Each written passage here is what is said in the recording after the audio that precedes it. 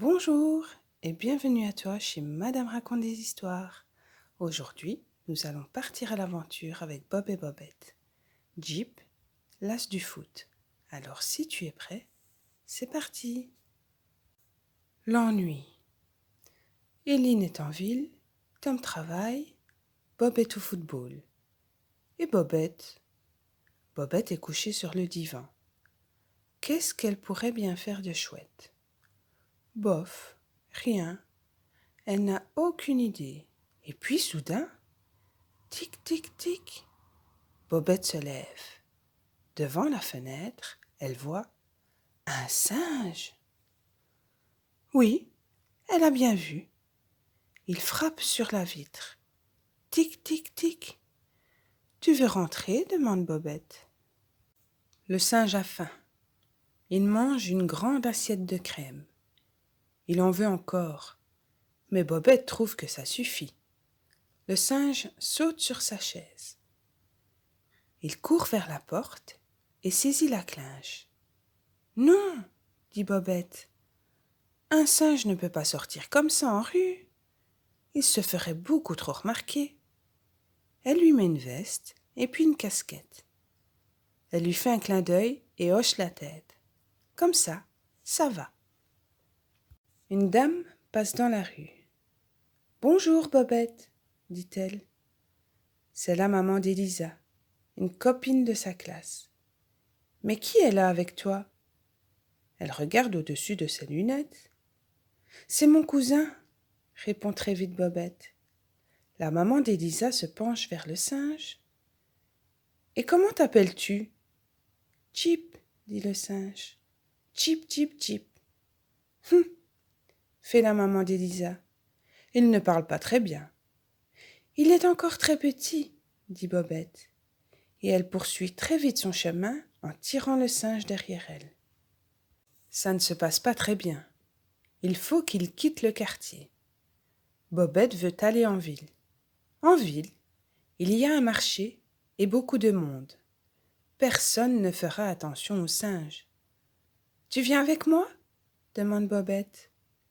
C'est amusant un marché. Le singe est d'accord. Il voit une échoppe pleine de fruits et s'en approche. Il prend très vite une poire et s'en court.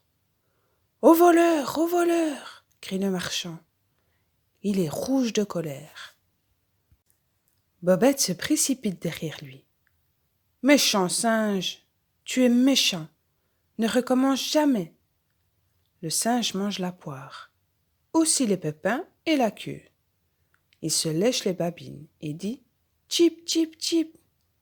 Bobette dit « Tu as très bien compris ce que je t'ai dit ». Ils arrivent devant le terrain où Bob joue avec son équipe. C'est l'équipe rouge et jaune. « Hé Bob !» crie Bobette. « Ça va ?» Bob court vers Bobette. « Non, dit-il. Ça va mal. On est à 3-0. Pas pour nous, hein, pour les autres. Et ils trichent. Tu vois ce géant là-bas? Il s'appelle Big. Quand l'arbitre ne regarde pas, il donne des coups de pied. C'est moche, hein? Et pendant que Bob parle, Big se déchaîne. Il ne tape pas sur le ballon, mais sur Jackie. Jackie est l'avant de l'équipe rouge et jaune. Jackie pousse un cri et se tient la jambe. Big dit « Ce n'est pas de ma faute. Je n'ai rien pu faire. Il était sur ma trajectoire, je ne l'ai pas vu. » Jackie n'arrive plus à se tenir debout. Il doit quitter le terrain. « Un joueur de moins, » dit Bob. « Et aucun avant n'est aussi bon que lui. »« J'ai une idée, » dit Bobette. Elle regarde le singe. « Tu crois que tu pourrais le remplacer? »« Chip, chip, chip, » dit le singe. Il a tout compris. Très fier, il bondit sur le terrain.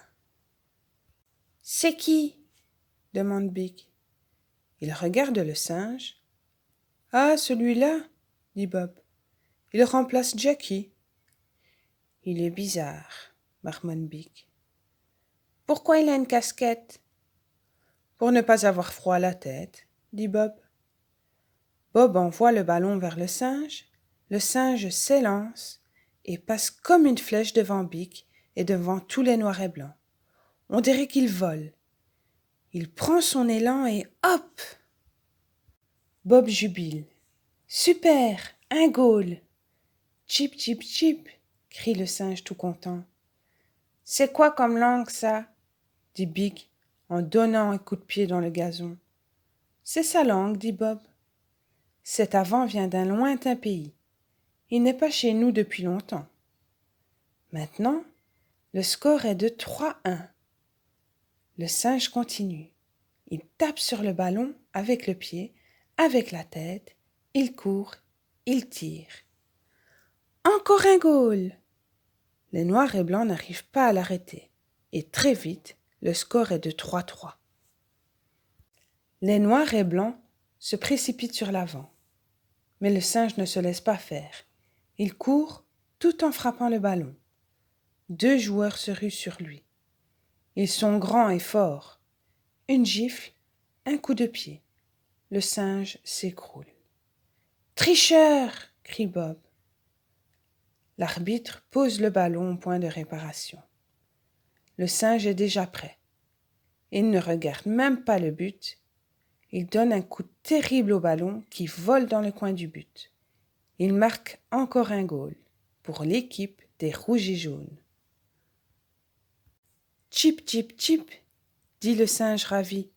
« Toi, tu t'es bien amusé, dit Bobette. Mais maintenant, on doit partir avant qu'il ne voie que tu es un singe. » Il quitte le terrain en courant. « Bonjour, Chip, dit soudain une voix. Tu es revenu, bandit? Chip? Demande Bob. Oui, dit l'homme. C'est son nom. Le singe saute dans ses bras. Je le cherche depuis très longtemps, dit l'homme. Et maintenant, je le ramène chez moi. Merci, jeune fille, pour ta gentillesse. Je m'appelle Bobette, dit Bobette. J'ai une bonne idée, dit l'homme. Viens à 8 heures sous le chapiteau en bordure de la ville. Je te réserverai une place. Est-ce que Bob peut venir aussi? Dit Bobette très vite. Et Eileen et Tom? Qu'est-ce que tu en penses, Chip? Demande l'homme. Chip, chip, chip, dit Chip. Tu as entendu? Dit l'homme. Chip est d'accord. Vous êtes tous les bienvenus. Bobette se dépêche de rentrer à la maison. Le singe a retrouvé son maître. Il lui manque déjà un peu. Mais elle sait déjà ce qu'elle va demander à Saint-Nicolas cette année. Si cette histoire t'a plu, n'oublie pas de mettre un beau pouce bleu et de t'abonner à la chaîne. Et active la petite clochette, comme ça tu seras prévenu dès qu'une histoire est en ligne. À bientôt, gros bisous.